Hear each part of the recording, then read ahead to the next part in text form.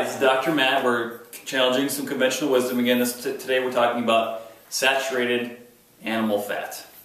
Okay, saturated animal fat or saturated fat is what you find in butter or steaks or hamburgers or things like that. Okay, it's long been considered the big enemy of our diets. If we look at what conventional wisdom says about this, conventional wisdom on saturated fat says to limit your intake severely.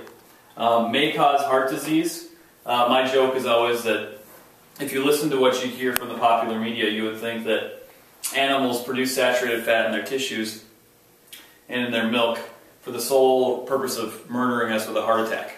Simply not true. Next thing that we hear is that eating fat makes you fat. This could not be farther from the truth either. We also hear that saturated animal fat too that's not on here, it raises our cholesterol, and that's definitely not true. Becky and I just got our life insurance physicals done, and I'm well within the normal range as far as cholesterol goes, and Becky is below the normal range as far as cholesterol goes, and we eat far more saturated fat than the typical American does. So, simply not true. Okay. That's conventional wisdom. The reality is, what we teach here in the 6 for 60 program is there's little or no association between saturated animal fat consumption and heart disease. And that's not just me saying that, that's actually coming from the Framingham Heart Study and the Nurse Heart Study. Two of the biggest studies ever conducted on heart disease ever have found out that there's little or no association between saturated fat and heart disease.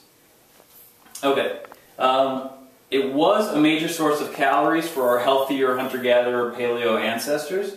It should be a fairly significant source of calories for us too.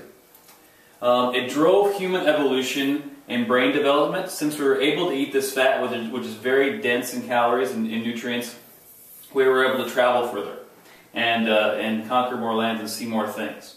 And our brains are actually made of fat as well. It promotes fat metabolism, weight control, and stable energy.